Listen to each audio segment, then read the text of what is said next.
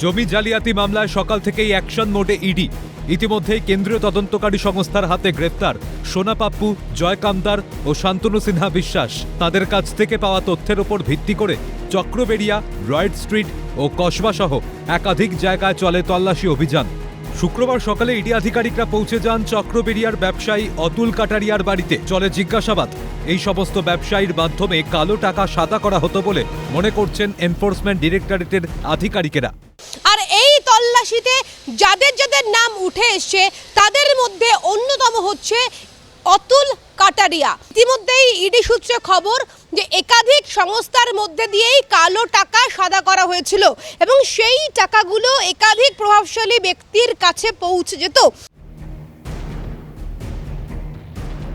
পাশাপাশি কলকাতা পুলিশের sub inspector Rahul আমিন আলী শাহর কসবার বাড়িতেও যান তদন্তকারী আধিকারিকেরা। প্রাক্তন পুলিশ কর্তা শান্তনু সিনহা বিশ্বাসকে জেরা করে উঠে আসে এই নাম। ইডি সূত্রে খবর, যে সমস্ত থানার দায়িত্বে থাকতেন শান্তনু সিনহা বিশ্বাস, সেই সমস্ত থানাতেই পোস্টিং হতো এই পুলিশ কর্মীর। দীর্ঘদিন শেক্সপিয়ার সরণি থানাতেও পোস্টিং ছিল তার।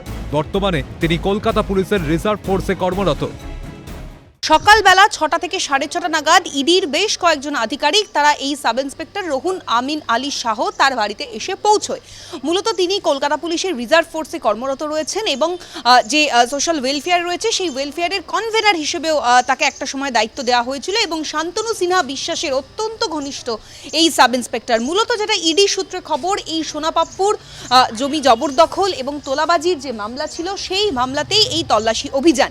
ঠিক কিভাবে এই চক্র কাজ করতো, যেটা ইডি সূত্রে খবর, শান্তনু সিনহা বিশ্বাস তিনি যে সমস্ত থানার দায়িত্বে থাকতেন সেই সমস্ত থানাতেই এই রহুল আমিন আলী শাহ তাকে দায়িত্ব দেওয়া হতো। তিনি সেখানে কর্মরত থাকতেন এবং জোর করে যাদের কাছ থেকে জমি হাতিয়ে নেওয়া হতো এবং তারা যখন সেই নির্দিষ্ট থানার কাছে দ্বারস্থ হতেন তখন বিভিন্ন রকমভাবে তাদেরকে ভয় দেখানো এবং বিভিন্ন মামলায় ফাঁসিয়ে দেওয়ার মতো যে গুরুত্বপূর্ণ অভিযোগ ইডি আধিকারিকরা করছেন এই সোনা পাপ্পু, শান্তনু সিনহা বিশ্বাসের বিরুদ্ধে, সেই সময় একেবারে প্রত্যক্ষভাবে মদত জোগাতো এই সাব ইন্সপেক্টর রহুল আমিন আলী শাহ। আরও জানা যাচ্ছে, জয় কামদার এবং সোনা পাপ্পুর ঘনিষ্ঠ এই সাব ইন্সপেক্টর কসবার এই বাড়িটি কেনেন 2 থেকে 3 বছর আগে। কনস্টেবল থাকলেও পরে পদোন্নতি পেয়ে এসআই হন রাহুল আমিন আলী শাহ। কলকাতা পুলিশের ওয়েলফেয়ার অ্যাসোসিয়েশনের কনভেনারও ছিলেন এই পুলিশ কর্তা।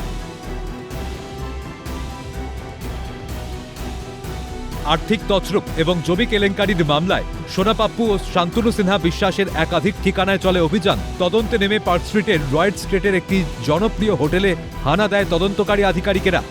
জানা যাচ্ছে, হোটেল মালিক এমডি রাজু ও ম্যানেজার সুনীল গড়কে দীর্ঘ সময় ধরে চলে জিজ্ঞাসাবাদ। তবে গত 3 থেকে 4 মাসে বিশেষ কারোর আগমন ঘটেনি বলে জানিয়েছেন হোটেল নিরাপত্তারক্ষী। ভিআইপি গেস্ট না, আমি দেখিনি, 3-4 মাসে দেখিনি। যেটা জানা যাচ্ছে এখনো অবধি যে সোনা পাপ্পু যে গ্রেপ্তার হয়েছে, যে জমি জালিয়াতি মামলায় কম পয়সায় জমি হাতিয়ে নিয়ে সেটাকে বেশি পয়সায় বিক্রি করা, একাধিক জালিয়াতি মামলা তার বিরুদ্ধে রয়েছে। তাকে গ্রেপ্তার করার পরই কিন্তু একাধিক তথ্য তারা পেয়েছেন এবং সেই তথ্যের ভিত্তিতেই আজকের এই তল্লাশি অভিযান যেমনটা জানা যাচ্ছে। এবং এই হোটেলের যিনি মালিক রয়েছেন এমডি রাজু, দীর্ঘ 10 থেকে 12 বছর ধরে এই হোটেল এখানে রয়েছে। মূলত একাধিক গেস্টও রয়েছে এই হোটেলের ভেতর এবং এই মালিককে ডেকে জিজ্ঞাসাবাদ করারও ইতিমধ্যেই ডেকে পাঠানো হয়েছে যেমনটা জানা যাচ্ছে ইডি সূত্রে। পান রোডেও ইডির হানা। ধৃত কলকাতা পুলিশের প্রাক্তন ডিসিপি শান্তনু সিনহা বিশ্বাসের বোন গৌরী সিনহা বিশ্বাসের ফ্ল্যাটেও হানা দেয় এনফোর্সমেন্ট ডিরেক্টরেট।